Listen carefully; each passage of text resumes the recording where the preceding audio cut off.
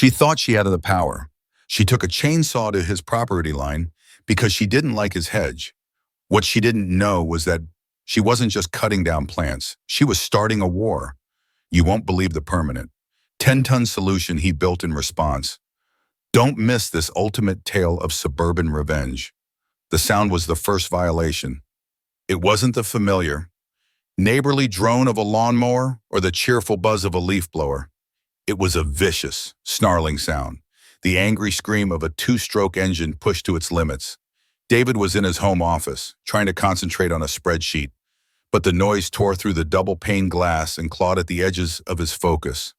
It was too close, far too close. He walked to the window that overlooked his backyard and the property line he shared with Susan, and that's when he saw it. Through the thick green leaves of his beloved privet hedge, he could see a flash of fluorescent yellow, the color of a commercial-grade chainsaw, and it was moving. David's heart hammered against his ribs. That hedge was more than a line of shrubs. It was a living wall, 10 feet tall and 4 feet thick, that he had spent 15 years in nurturing from fragile saplings into a dense, thriving barrier. It was his privacy.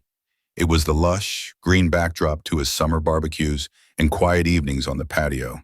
It muffled the sounds of the neighborhood and gave his suburban backyard the feel of a secluded sanctuary. It was, in many ways, the heart of his home. He burst out the back door, his half-read spreadsheet completely forgotten. "Hey," he yelled, his voice cracking with a mixture of disbelief and fury. "What the hell is going on?"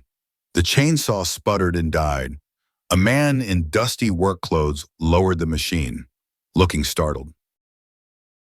And then, from behind the hedge, Susan Parker emerged.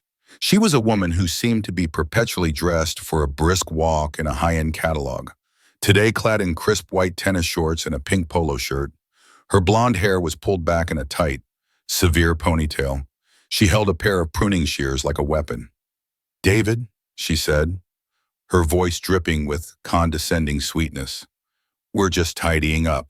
This thing has gotten completely out of control." Tidying up, David stared at the carnage. Where there had once been a solid wall of green, there was now a gaping wound. Branches, thick as his wrist, lay amputated on the grass. Sunlight streamed through in harsh, unwelcome beams. "This is my hedge. Susan, you're cutting it down." "Actually," she said, tapping her shears against her thigh, "according to the Oakwood Manor HOA bylaws, any boundary foliage that exceeds 8 feet in height is considered a view-obstructing nuisance. And since the hedge sits directly on the property line, I have every right to maintain my side." "This isn't maintaining. This is destroying," David gestured at the hired worker, who was now looking deeply uncomfortable. "And you don't maintain a hedge with a chainsaw? What view are you even talking about?" "The view into my kitchen." Susan's smile tightened, the sweetness curdling into something sharp and metallic. "It's a matter of principle and order. This neighborhood has standards. Your jungle does not meet them. It drops leaves on my pristine Riverstone garden bed. It blocks the afternoon sun from my award-winning roses. And frankly, it's an eyesore." This wasn't the first time she had complained. For the past year, ever since she'd been elected president of the HOA, Susan had made David's hedge her personal crusade. At first, it was polite notes left in his mailbox about its height. Then came the formal, letter-headed warnings from the HOA, citing obscure bylaws he was sure she had invented. He'd tried to be reasonable. He'd trimmed the top. He'd offered to rake her garden bed himself. But it was never enough. She didn't want the hedge trimmed. She wanted it gone. She craved the authority to impose her will on his side of the property line. "We have a survey, Susan," David said, trying to keep his voice steady. "We had it done when I bought the house. The root line of this hedge is entirely on my property, by about 6 inches. You are trespassing, and you are destroying my property." She let out a short, dismissive laugh. 6 inches. "Don't be ridiculous. That's a rounding error. The HOA board has reviewed the matter and authorized the remediation. This is official." The board, David felt a cold dread wash over him. You mean your two little friends who agree with everything you say? The board is the board, she said, her voice turning to ice. The decision is final. Now, if you'll excuse us, we have a lot more to get through. She nodded to the worker. You can start her up again. Miguel, David stood there, frozen with a rage so profound it left him speechless. He was being robbed in broad daylight, and the thief was citing a rule book she had written herself. He watched as the chainsaw roared back to life, its teeth tearing into another section of the hedge he had so carefully cultivated. He saw the leaves shudder and fall. He saw a bird's nest, now tragically exposed, get tossed aside with a heap of severed branches. He walked back into his house, the sound of the destruction following him. He sat at his kitchen table, his hands trembling. It wasn't just about the plants. It was the violation. It was the smug, triumphant look on Susan's face. It was the utter contempt for his home, his space, his peace. She hadn't just trimmed a hedge. She had declared war. She had crossed a line from which there was no return. And as the chainsaw whined and ripped through the last vestiges of his sanctuary, David felt something inside him shift. The shock and the hurt began to cool and harden into something else entirely. It was a cold, clear, and unshakable resolve. She wanted a new boundary. Fine. He would give her one. He would build her a boundary she could never complain about, never touch, and never, ever cross.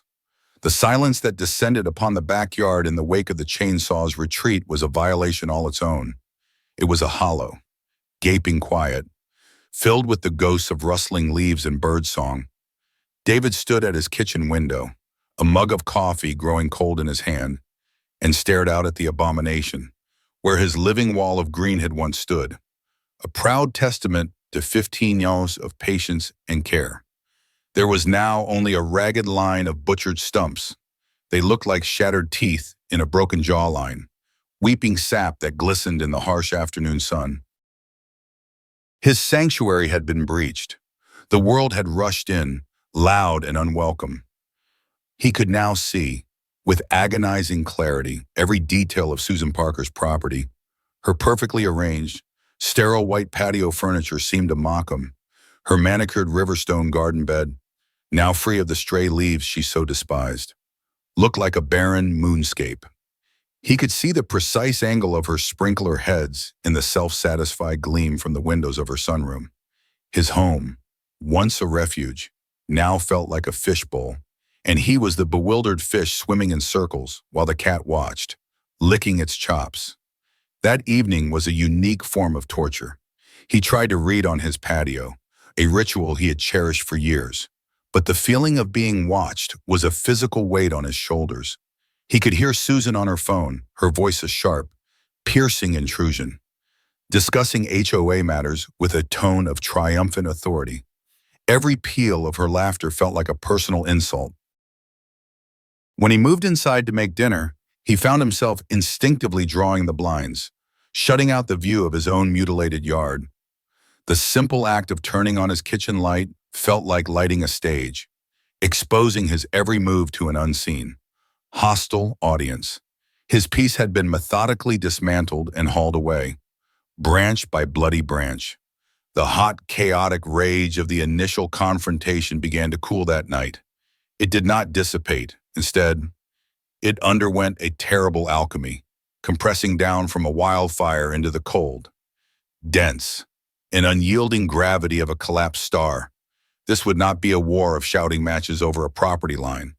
This would be a campaign of strategy, precision, and overwhelming force. He descended into his basement, the air cool and smelling of earth and old wood. This subterranean space became his war room, from a dusty cardboard tube in the corner. He retrieved the original property survey, a document he hadn't looked at in over a decade. He carefully unrolled it across his workbench, the thick vellum crackling in protest, and weighed down the corners with heavy tools, under the stark glare of a single fluorescent bulb. The surveyor's ink stood out in crisp, undeniable lines. There it was, the bold line marking the boundary between his property and hers. And there, nestled a full 6 inches inside his territory, was the delicate dotted line indicating the central trunk line of his hedge. It was a declaration of truth, written in the dispassionate language of legal fact. He took a photo of it with his phone, a piece of irrefutable evidence. His next move was to his computer. He navigated to the outdated, clunky website of the Oakwood Manor Homeowners Association. He found the section for governing documents and downloaded the master file Oakwood Manor Covenants. Conditions and Restrictions, CC&Rs, revised 2019. It was a 182-page PDF, a monument to petty control. With a fresh pot of black coffee brewing, he began to read. He read with the focus of a Talmudic scholar deciphering an ancient text, not for enlightenment, but for ammunition. Page after page was a descent into a bureaucratic hell of minutiae. He read about the approved Pantone shades for front doors, the maximum permissible height for lawn gnomes, the mandated twice-yearly professional power washing of driveways, and the specific genus and species of flowers allowed in front-facing garden beds. It was a suffocating document, designed to regulate every breath a homeowner took. He found Section 9, Subsection C, Foliage and Natural Boundaries. His eyes narrowed as he read the words she had paraphrased with such glee. The language was slippery, deliberately subjective. It spoke of unreasonable obstruction in the maintenance of aesthetic harmony. It was a weapon designed for someone exactly like Susan. A wave of despair washed over him. How could he fight something so vague? He almost stopped there, but the cold star of purpose in his gut compelled him forward. He scrolled onward, past the clearly defined rules for fences, wood or vinyl only. Maximum height, 6 feet. That was a dead end. Then, buried deep within the document, in a dry, technical section about permanent landscaping features that he suspected no one on the HOA board had ever bothered to read closely. He found it, Section 12, Subsection F, Masonry walls and structures. His breath caught in his throat. It was a short, dense paragraph, written not with the flowery language of aesthetic control, but with the dry, ironclad terminology of a liability lawyer. It stated that permanent walls constructed of brick, stone, or poured concrete and concrete block were permissible. It laid out strict requirements for subsurface footings, internal rebar reinforcement, and appropriate drainage considerations to prevent water damage to adjacent properties. It demanded that all such structures be professionally engineered and adhere to all municipal building codes. It was a paragraph designed to protect the HOA from being sued if a wall fell over, and in its dry, technical precision, it contained a glorious, world-altering omission. It said nothing, not a single word about height. A slow, wolfish grin spread across David's face, illuminating the gloom of his basement. It was a loophole. It was a canyon. Susan, in her obsessive, small-minded focus on plants and fences, had completely missed it. She had prepared for a battle of pruning shears and measuring tapes, never imagining he would respond with rebar and mortar. The next morning, David was a man transformed. He walked out his front door with a new, unshakable confidence. His first stop was not a lawyer's office, but the city municipal center, a soulless building of brown brick and tinted glass. He took a number and waited, listening to the drone of the ventilation system. When his number was called, he approached the counter, behind which sat a weary-looking clerk. "I need the permit application package for a new boundary structure," he said. The clerk, without looking up, slid a thin packet labeled "Fence Permit" across the counter. "No," David said, pushing it back gently. "I'm not building a fence." The clerk finally looked up, annoyed. "What are you building then, a wall?" David said. "A 10-foot high, 90-foot long, solid grouted, steel-reinforced cinder block wall." The clerk stared at him, her bored expression melting away to be replaced by one of pure, unadulterated curiosity. She leaned forward slightly. A 10-foot wall on a residential property line. It will be 6 inches inside my property line. To be precise," David said, pulling out a copy of his survey. And according to your city's building code, Section 8B, that's the maximum allowable height for a non-retaining masonry wall without a special zoning variance. I've read the code. The clerk blinked. Then a tiny smile touched the corner of her lips. She had seen every kind of petty neighbor dispute, but this was something new. This was a level of commitment she could respect. She slowly pulled back the fence permit packet and reached under the counter. She produced a much thicker packet, heavy with engineering forms and inspection schedules. "Okay then," she said, her voice holding a newfound note of respect. "You'll be wanting the permanent masonry structure package. Good luck." His final call was to a man his father had sworn by years ago, Gus's Concrete and Block. Gus arrived the following afternoon, his massive frame seeming to block out the sun as he stepped out of his Ford F-250. He had hands like catcher's mitts in a quiet, assessing gaze. David walked him to the backyard, to the scene of the crime. Gus stared at the massacred stumps, then at Susan's pristine yard, where she was currently tending to her award-winning roses. Blissfully unaware, David explained the situation calmly and factually, ending with his discovery in the HOA bylaws and his visit to the city permit office. Gus listened without interruption, his expression unreadable. When David was done, the big mason walked the property line, scuffing at the surveyor's pins with the heel of his steel-toed boot. He looked back at David. "So the flower queen over there," he rumbled, hooking a thumb towards Susan, "decided to give your hedge a haircut with a chainsaw because it would blocking her sun and dropping leaves on her rocks." David added, "Right, and your answer is a 10-foot-high, 90-foot-long wall of solid concrete block, steel in the guts, deep pour footing, a proper beast." "That's the plan," David confirmed.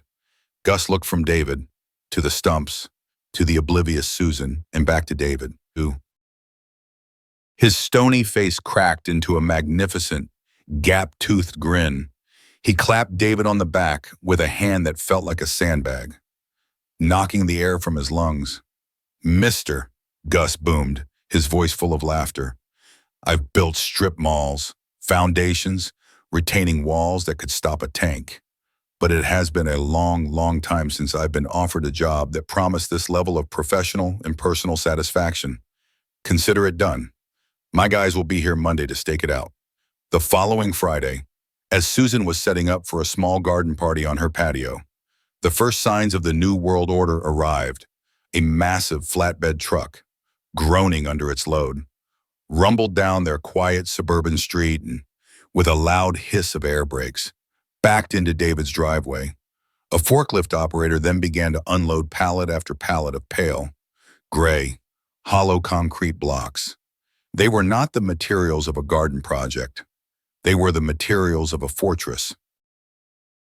David watched from his window as the mountain of concrete grew, a grim gray pyramid rising in his driveway, across the way. The cheerful tinkling of Susan's party chatter faltered. He saw her and her guests turn to stare at the commotion. He saw the confusion on her face, the slight furrow in her brow. She didn't understand yet, not fully, but she knew it was a response. And as the last pallet was set down with a ground-shaking thud that rattled the windows, David knew he had made his opening move. He hadn't declared war with a shout.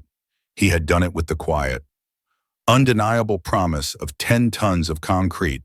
For 2 days, the mountain of concrete blocks sat in David's driveway like a dormant volcano. It was a silent, gray promise that disrupted the placid, green and beige rhythm of Oakwood Manor. The neighborhood, a community that communicated in subtle nods and the passive-aggressive placement of recycling bins, was buzzing. Cars that normally glided down the street now slowed to a crawl as they passed David's house. Neighbors out for their government-mandated power walks found their routes mysteriously converging on his cul-de-sac. They would stop, stare, and whisper, their expressions a mixture of confusion and a kind of delicious, vicarious thrill. This was a deviation from the norm so profound it was almost terrifying. Susan Parker, observing all this from her sunroom, chose the weapon of the willfully blind condescension. She interpreted the pile of blocks not as a statement of intent, but as a monument to incompetence. She saw it as an abandoned, ill-conceived landscaping project that David was too inept to complete. She was seen on her lawn with Brenda, the HOA secretary and her most loyal sycophant, pointing at the gray pile and laughing, a tinkling sound that carried across the ravaged property line. She was already composing the violation notice in her head, savoring the thought of the fines she would levy for unsightly storage of construction materials. She believed she was witnessing his failure.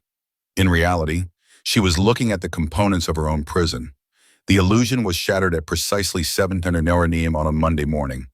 The alarm that woke the neighborhood was not the gentle chirping of robins, but the guttural, diesel-fueled roar of a yellow Komatsu excavator. It was followed by the sharp, metallic clang of shovels and pickaxes striking the earth. Gus's crew had arrived.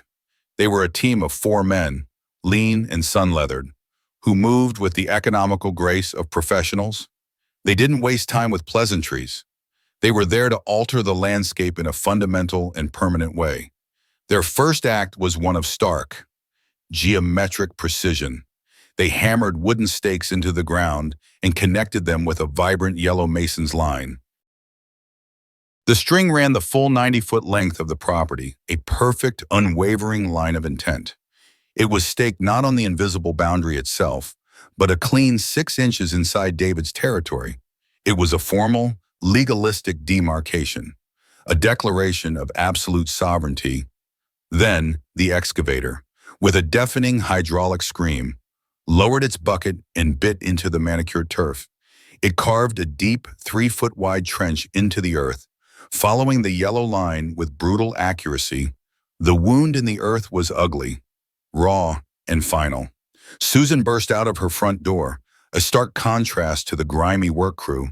She was wearing a pale pink silk robe thrown hastily over her sleeping attire, her feet shoved into designer mules. Her face, usually a carefully composed mask of pleasant authority, was twisted with pure, unadulterated outrage. "Stop this!" she shrieked, her voice cracking. "Stop this at once!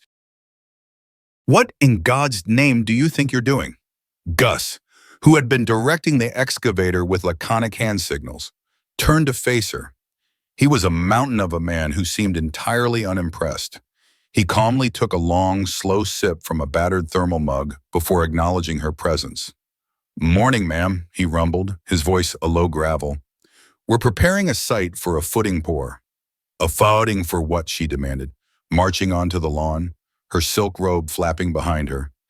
"You are destroying this property. This is a flagrant violation of at least a dozen different HOA landscaping and noise ordinances. I am Susan Parker, president of this homeowners association, and I am officially ordering you to cease all work immediately." Gus looked at her, then at his crew, then back at her. He showed no signs of intimidation. He simply walked to the passenger door of his F-250 and retrieved a heavy-duty transparent tube. With a flourish, he unsnapped the cap and unrolled a set of large, crisp blueprints across the hood of his truck. He tapped a finger on a prominent, ink-heavy stamp in the corner.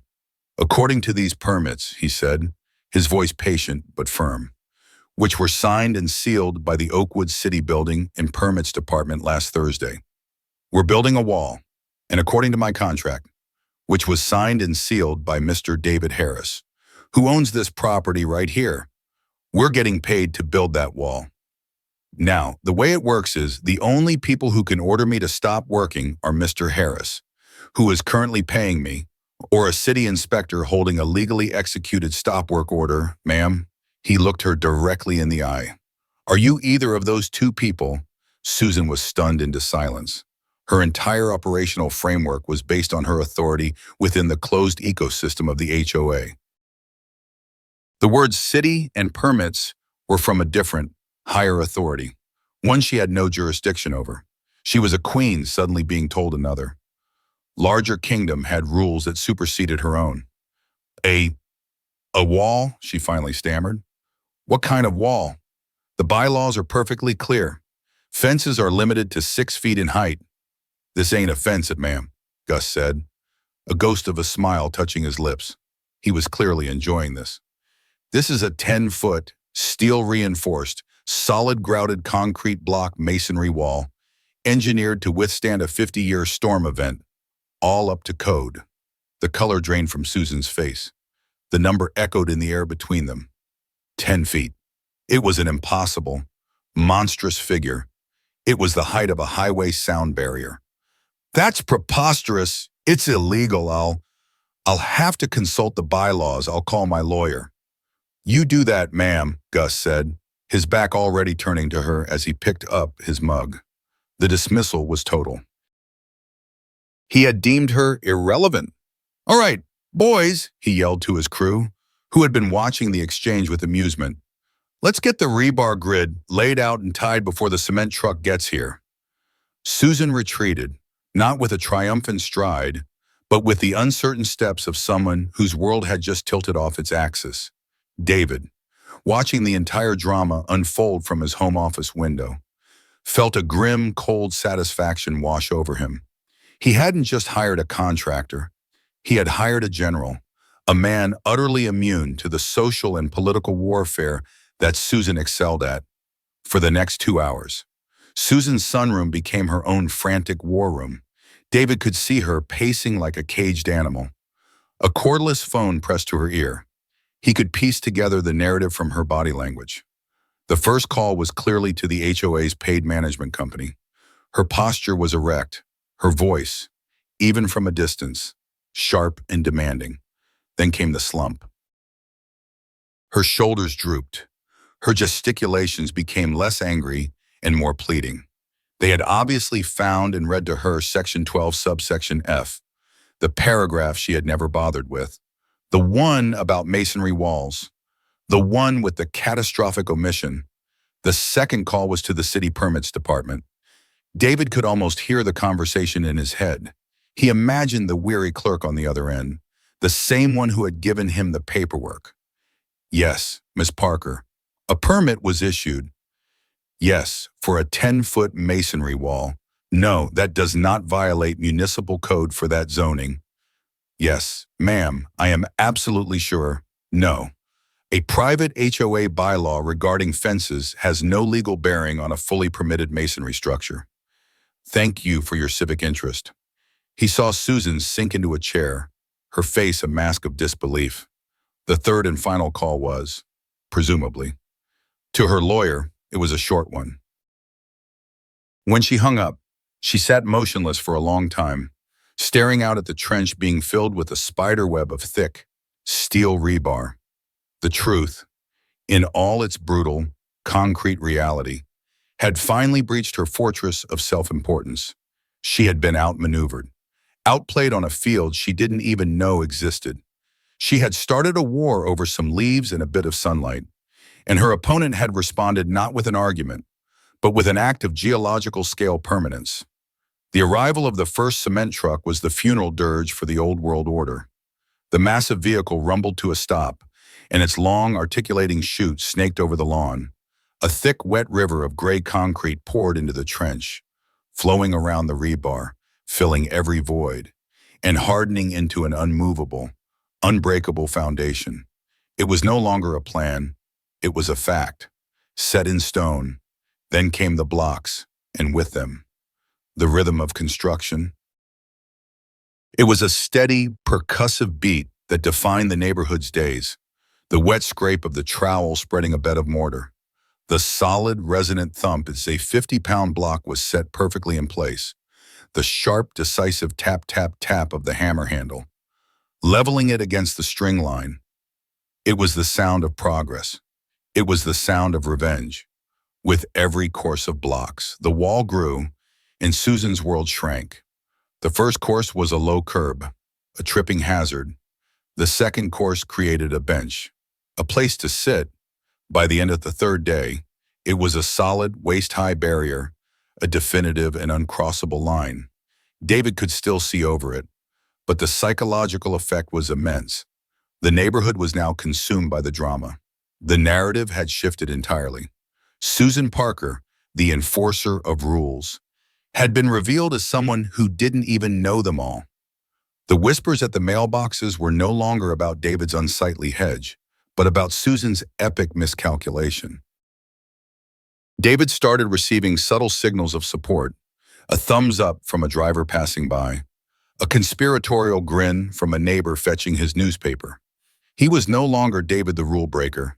He was David the liberator, a folk hero for the quietly oppressed. Susan, meanwhile, was becoming a prisoner in her own home. The wall was a living entity, growing taller each day, a monolithic gray tide rising inexorably on her border. It cast a long, cool shadow over her award-winning roses, stunting their growth. It made her once expansive patio feel like a cramped, walled-in courtyard. It was a constant, grim, and undeniable monument to her own hubris. Soon, she wouldn't be able to see into David's yard at all, but that was no longer the point. The wall was all she would ever see. It was becoming her entire world, a bleak, concrete testament to the fact that she had picked a fight with the wrong man and was losing in a way she could never, ever undo.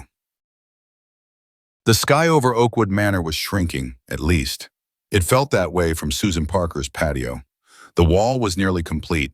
It had risen with shocking speed, a monolithic slab of gray that now stood 9.5 feet tall.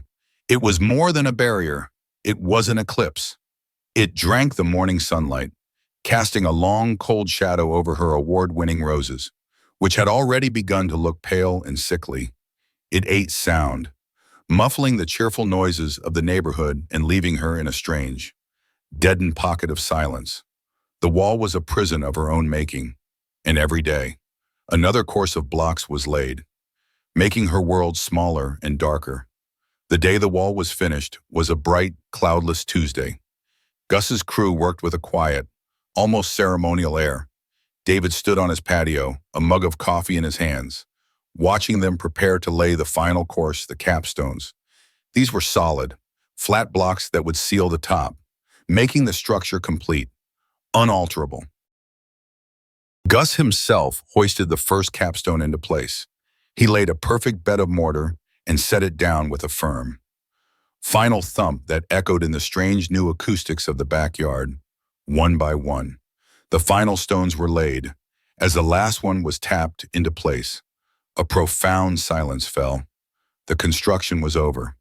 The crew stood back, admiring their work. 90 feet of unwavering, unapologetic, 10-foot-high concrete. It was brutalist, it was oppressive, and it was magnificent. As the crew began to pack up their tools, laughing and joking, the back door of Susan's house slid open with a violent shriek. She emerged. But this was not the composed, polo shirt-wearing HOA president. This was a woman unraveled. Her hair was a mess, her face was blotchy and red, and in her hand, she gripped a claw hammer. She walked with a stiff, jerky gait to the base of the wall, her new, gray neighbor. "No," she whispered, the sound small and lost against the massive structure. "No, you can't." She stared at the wall, at its sheer, unyielding face. It was a physical manifestation of her complete and utter defeat. It was a monument to her failure. And then, something inside her snapped. With a wild, guttural scream of pure frustration, she swung the hammer with all her might against the concrete blocks. The sound was pathetic, a sharp, metallic tink that barely registered. A tiny, insignificant chip of paint from the hammer's head was left on the wall as a small, white smudge. The wall was unharmed, unimpressed. The crew stopped what they were doing and stared. Gus, who was coiling an extension cord, just shook his head. Then, one of the younger workers let out a short, sharp bark of laughter. Another one joined him. Soon, all four of them were roaring with laughter, a deep, booming sound that filled the backyard. They were laughing at the sheer absurdity of it. The image of this small, furious woman trying to attack a fortress with a household tool.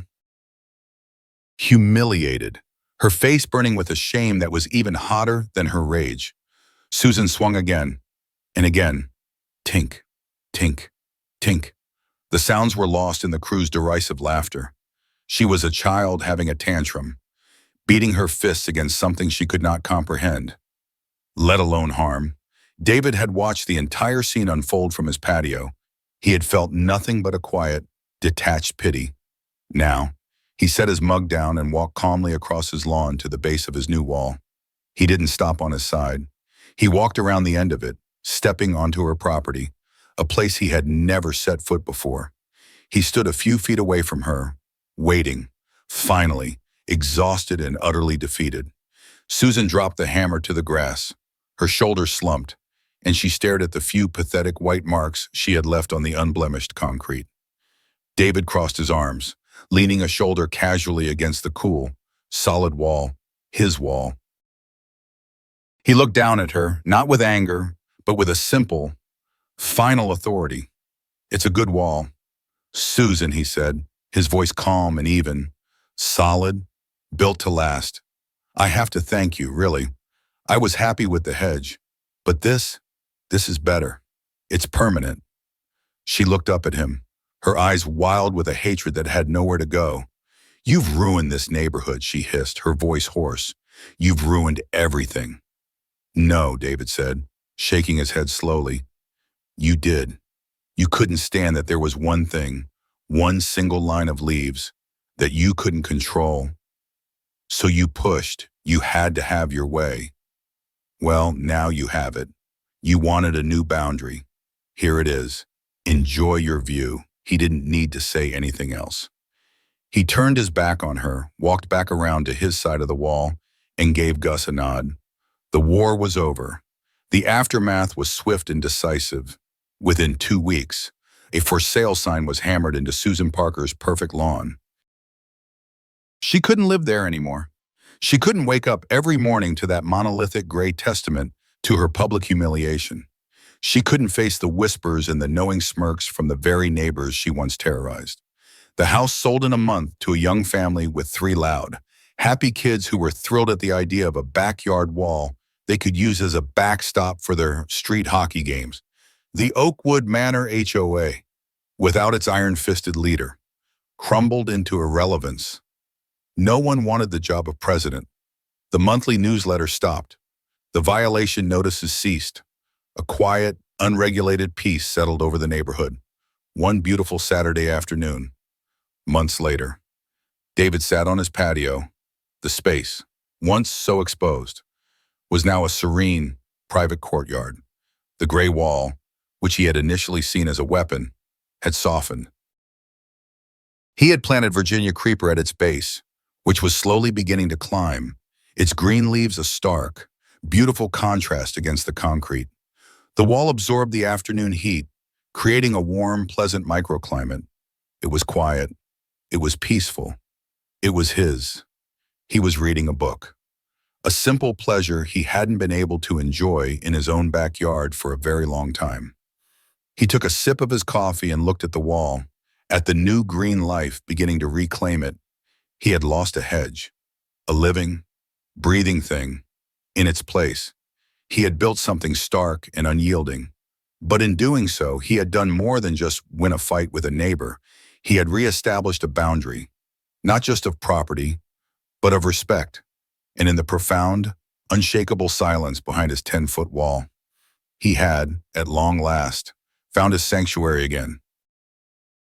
In the end, it wasn't the angry roar of the chainsaw that lingered in the quiet suburban air, but the profound, unshakable silence left in the shadow of 10 tons of concrete. David's story, which began with the violent destruction of a living, breathing boundary, concludes with the construction of an unyielding, permanent one. This is more than a simple tale of neighborly revenge. It is a powerful lesson in the laws of action and consequence, a modern parable about what happens when you mistake a quiet man's patience for weakness. Let's be clear about what Susan did. The hedge was more than just a line of plants. It was a 15-year contract of peace and privacy. It was a testament to David's care, a living thing that provided sanctuary. When Susan took a chainsaw to it, she wasn't just trimming branches, she was tearing up that contract with vicious glee. Her violation wasn't about improving her sunlight or protecting her award-winning roses. It was a raw, naked power play.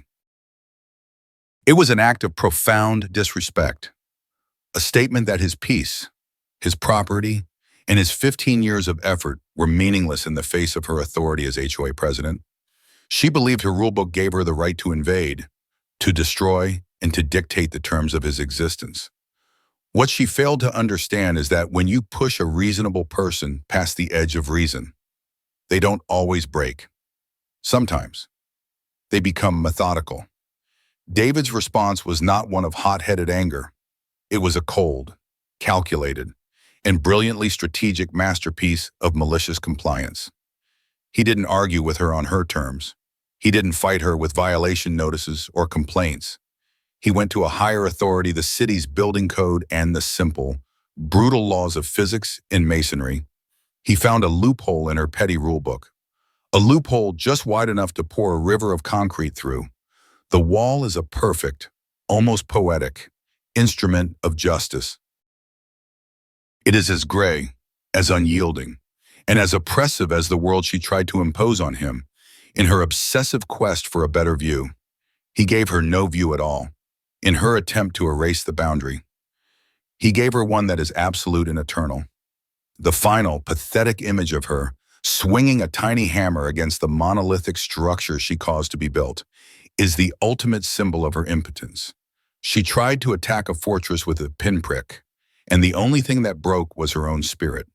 This story touches a nerve because we have all, in some form, encountered a Susan, a boss, a coworker, a board member, or a neighbor who wields their tiny portion of power like a scepter, creating rules for others while believing they are above them.